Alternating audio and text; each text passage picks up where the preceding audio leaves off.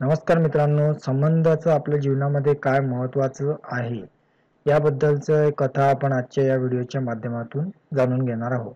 तर मित्रांनो, संबंध आपण जसे एकमेकांसोबत आपण या दुनियेमध्ये जगत आहोत आणि तेव्हा जर आपले चांगले संबंध असतील तर त्याचा आपल्याला कसा फायदा होऊ शकतो आणि आपण संबंध चांगले का ठेवावे यासंबंधी ही कथा आपण जाणून घेणार आहोत.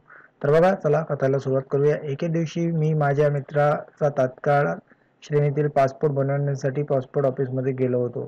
रांगेत उभा राहून आम्ही पासपोर्टचा तात्काळ फॉर्म घेतला. फॉर्म भरून आम्हाला बराच वेळ झाला होता. आता आम्हाला पासपोर्टची फक्त फी जमा करायची होती. परंतु आमचा नंबर आल्याबरोबर क्लार्कने खिडकी बंद केली व सांगितले, आजची वेळ संपली आहे, उद्या या. मी त्यांना विनंती केली की आजचा संपूर्ण दिवस आम्ही इथे थांबलो आहोत आणि आता फक्त आम्हाला फीस भरायची राहिलेली आहे. कृपा करून तुम्ही आमची राहिलेली जी फी आहे तेवढी जमा करून घ्या. क्लार्क चिडून म्हणाला, तुम्ही तुमचा संपूर्ण दिवस इथे घालवला त्याला मी जबाबदार आहे का? इथे सरकारने कामाकरता जादा माणसं नेमली पाहिजे. मी सकाळपासून इथे कामच तर करत आहे. माझा मित्र खूपच निराश झाला. तो म्हणाला, चल आता उद्या परत यावे लागेल. मी त्याला थांबवले व म्हणाले, पुन्हा एकदा प्रयत्न करून बघतो, थांब जरा. क्लार्कने आपली पिशवी उचलली व चालू लागला. मी त्याला काही बोललो नाही, पण गुपचूप त्याच्या मागे गेलो. तर तो कॅन्टीनमध्ये गेला आणि आपल्या पिशवीतून एक जेवणाचा डबा काढला व एकटाच सावकाश जेवू लागला. मी त्याच्या समोरच्या बाकावर बसलो व त्याच्याशी बोलू लागलो. मी म्हणालो, तुम्हाला तर खूप काम आहेत. तुम्ही दररोज वेगवेगळ्या लोकांना भेटत असाल. तो म्हणाला, होय, मी तर मोठ्या अधिकाऱ्यांना भेटतो. कित्येक IAS, IPS आमदार इथे रोज येतात व माझ्या खुर्ची समोर भेटण्याची वाट बघत असतात. नंतर मी त्याला म्हणालो की तुझ्या डब्यातली एक पोळी तू मला खाऊ देशील का? त्यावर तो म्हणाला, घ्या घ्या. व मी सुद्धा त्याच्यासोबत भाजी पोळी खाऊ लागलो. मी त्याच्या जेवणाचे कौतुक केले आणि म्हणालो, तुमची पत्नी खूपच रुचकर जेवण बनवते. त्याने फक्त माझ्याकडे पाहिले व पुढे जेवण चालू ठेवले. मी त्याला म्हणलो, तुम्ही खूप महत्त्वाच्या पदावर आहात. खूप मोठी माणसं तुमच्याकडे येतात. तुम्ही आपल्या पदाचा मान राखता का? तुम्ही खूप भाग्यवान आहात की एवढी मोठी जबाबदारी तुमच्याकडे आहे, पण तुम्ही तुमच्या पदाचा मान राखत नाही. तो मला म्हणाला, तुम्ही असं कसं म्हणू शकता? मी म्हणलो, तुम्हाला तुमच्या कामाबद्दल आस्था असती तर तुम्ही इतके कठोर वागले नसता. बघा, तुम्हाला कोणी मित्र नाहीत. ऑफिसच्या कॅन्टीनमध्ये तुम्ही एकटेच जेवत बसला. ऑफिसमध्ये पण आपल्या खुर्चीवर तुम्ही उदास बसले असता. लोकांची कामं पूर्ण करण्याऐवजी तुम्ही अडथळा आणण्याचा प्रयत्न करता. बाहेर गावून लोक येतात, सकाळपासून काम होण्याची वाट पाहून कंटाळलेले असतात. तुम्हाला ते पुन्हा पुन्हा विनंती करतात आणि तुम्ही त्यांना कठोरपणे म्हणतात, सरकारला सांगा कामासाठी जादा माणसं नेमा. अरे, जर जास्तीची माणसं इथे आली तर तुमचं महत्त्व का कमी होणार नाही? कदाचित जे काम आहे ते सुद्धा काढलं जाईल.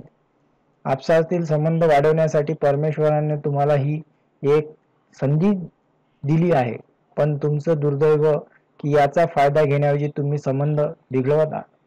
मला काय, मी उद्या परत येईन, परवा परत येईन, पण तुम्हाला चांगली संधी आली होती कुणावर तरी उपकार करण्याची. तुम्ही ती संधी घालवली.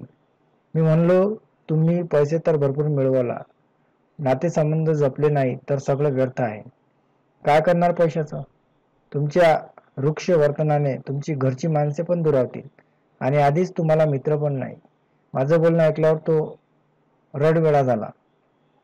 तो म्हणाला, साहेब, आपण खरं बोलताय. खरोखर मी एकटा आहे. बायको भांडण करून माहेरी गेली.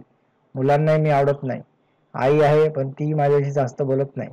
सकाळी ती 4-5 पोळ्या करून देते आणि मी एकटाच जेवण करतो. रात्री घरी सुद्धा जावंसं वाटत नाही. समजत नाही की माझं कुठं चुकतंय.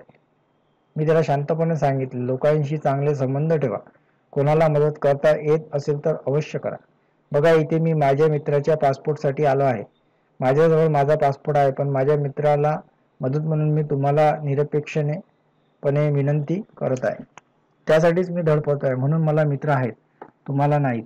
तो उठला व म्हणला, माझ्या खिडकीसमोर तुमचा फॉर्म मी आजच जमा करतो. त्याने आमचे काम सुद्धा करून दिले. नंतर त्याने माझा नंबर सुद्धा मागितला. मी पण त्याला दिला. मध्ये कित्येक वर्षे गेली. अचानक रक्षाबंधन दिवशी एक फोन आला. साहेब, मी रवींद्र भाऊ बोलतो. काही वर्षापूर्वी तुम्ही तुमच्या मित्राच्या पासपोर्टसाठी आला होता आणि माझ्याबरोबर जेवला होता. त्यावेळी तुम्ही मला सांगितले होते की पैशाऐवजी तुम्ही नातेसंबंध जोडा. हा बोला साहेब, आठवलं. कसे आहात तुम्ही? खुश होऊन तो म्हणाला, साहेब त्या दिवशी आपण निघून गेलात. मग मी खूप विचार केला. मला जाणवलं की खरोखर पैसे तर बरेच लोक देऊन जातात, पण आपल्याबरोबर जेवणारा एखादाच भेटतो. दुसऱ्याच दिवशी मी पत्नीच्या माहेरी गेलो व तिला आग्रह करून घरी घेऊन आलो. ती तयारच नव्हती. ती जेवायला बसली होती तेव्हा मी तिच्या ताटातली एक पोळी उचलली व तिला म्हणलो, मला पण खाऊ घालशील का? ती चकित झाली, रडायला लागली, माझ्याबरोबर येण्यास तयार झाली. मुले पण आली. साहेब, आता मी नुसता पैसा नाही कमवत तर नाती सुद्धा जोडायला शिकत आहे. साहेब, आज तुम्हाला रक्षाबंधनाच्या शुभेच्छा देण्याकरता फोन केला, कारण तुम्ही मला माणसं कशी जोडायची ते शिकवलं. पुढच्या महिन्यात माझ्या मुलीचं लग्न आहे. तुम्हाला यावं लागेल मुलीला आशीर्वाद द्यायला, आमच्याशी संबंध जोडायला.